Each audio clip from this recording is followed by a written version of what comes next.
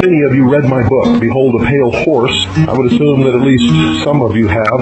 In there, I made a statement, I started to say, for which I was ridiculed and chastised and called a nut, but I was called a nut and ridiculed and chastised for everything that I wrote in that book. But I wrote in that book that the New World Order, the utopian socialists consider violent tendencies to be genetic, and that they would identify people who have these violent tendencies, and they would collect their genealogies, and sometime in the future, all of these people are just going to be wiped out right off the face of the earth, and that they would be collecting genetic samples and genealogies.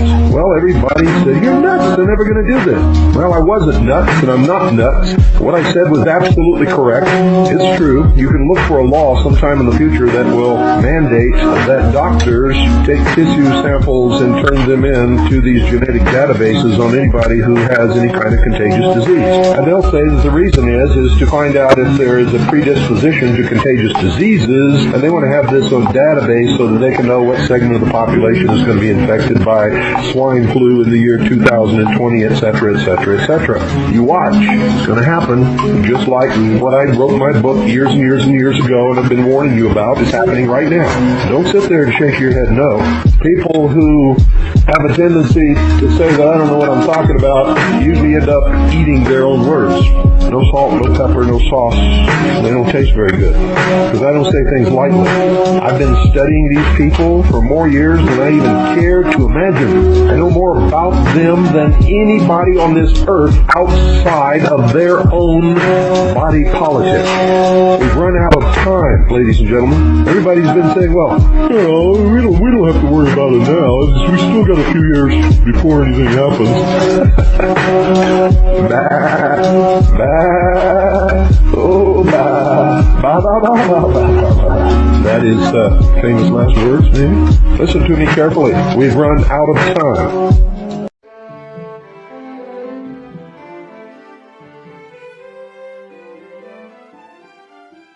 Condition for being a hero. If a man wants to become a hero, the snake must first become a dragon.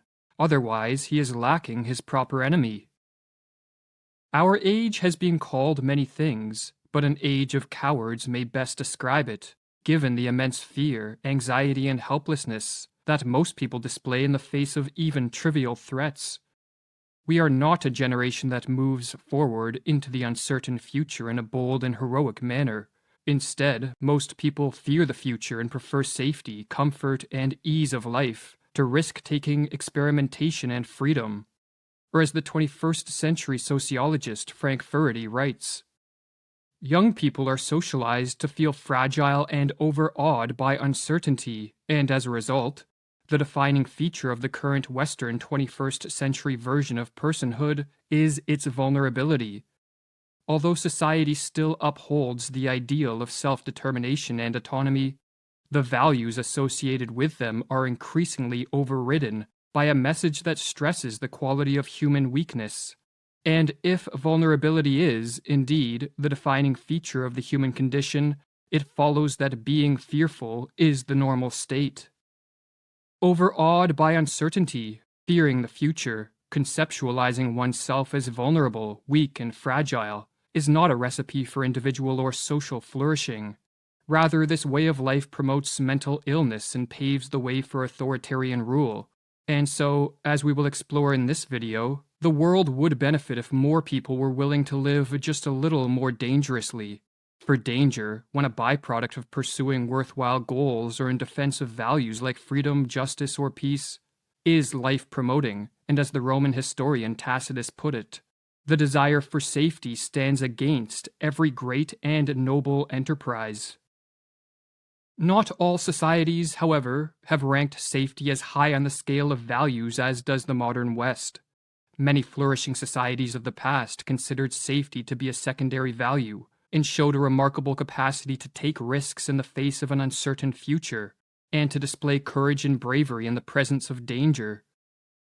Historically, some of the most prosperous societies, ancient Athens, Renaissance Italy, 19th century Britain, were among those that were most oriented towards experimentation and the taking of risks. In taking the opposite approach and in showing a strong preference for safety over risk-taking, the unfolding of the human potential is not actualized but stunted. For to develop on an individual level and to advance as a species, exploration of the unknown and experimentation with novel ways of interacting with the world is a necessity, and this entails taking risks and confronting danger.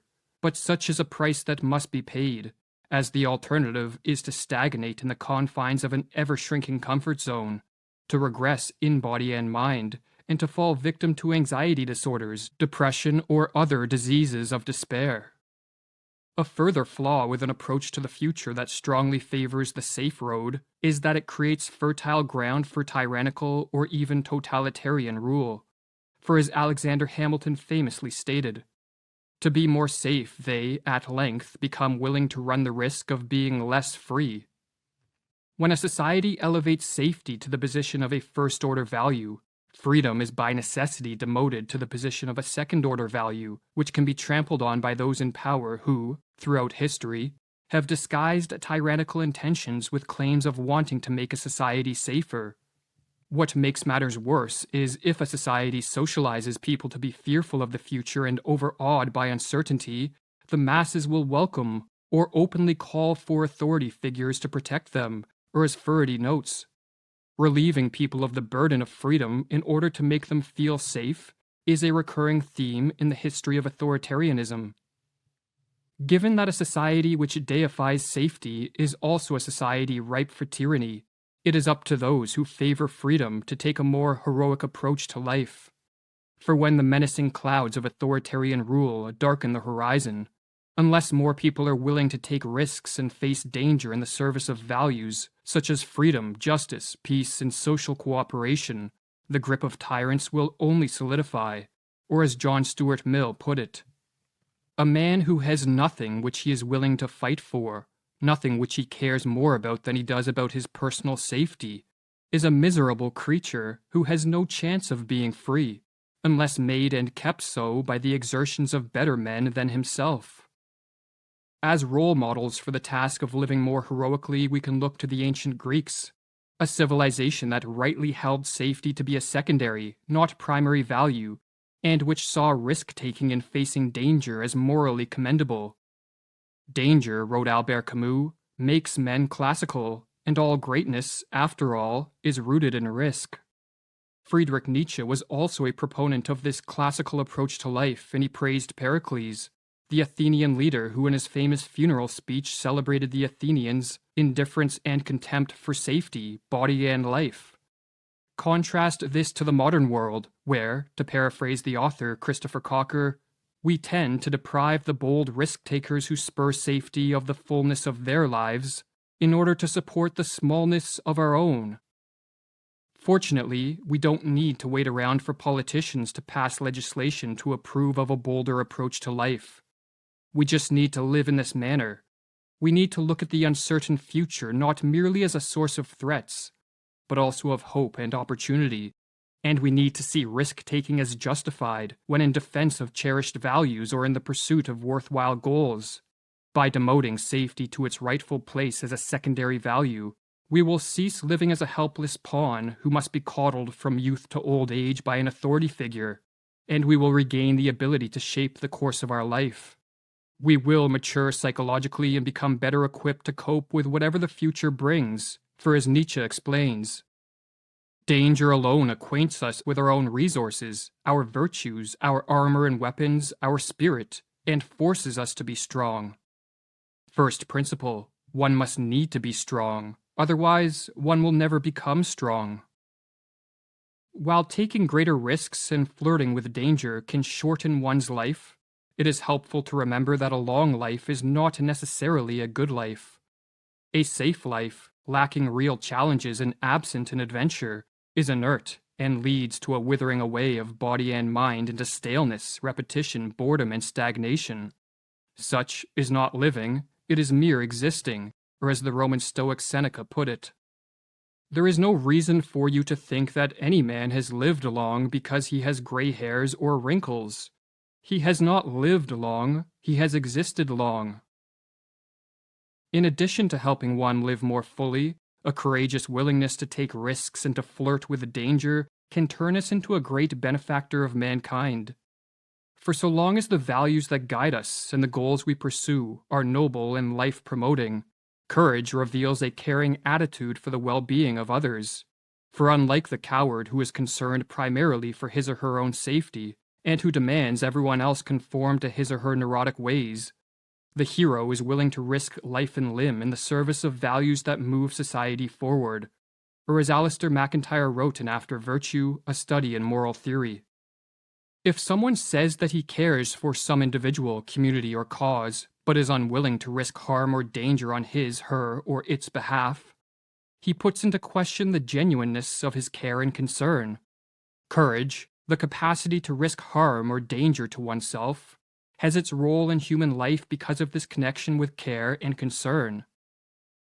If, therefore, we desire a fulfilling life, care for our mental health, and care for the future of our society, we need to act with courage and not worship at the altar of safety. We need to take risks in the service of life-promoting values, and not adhere to the view that a good life is a safe life. For believe me, wrote Nietzsche, the secret for harvesting from existence the greatest fruitfulness and the greatest enjoyment is to live dangerously. Build your cities on the slopes of Vesuvius. Send your ships into uncharted seas. Soon the age will be past when you could be content to live hidden in forests like shy deer.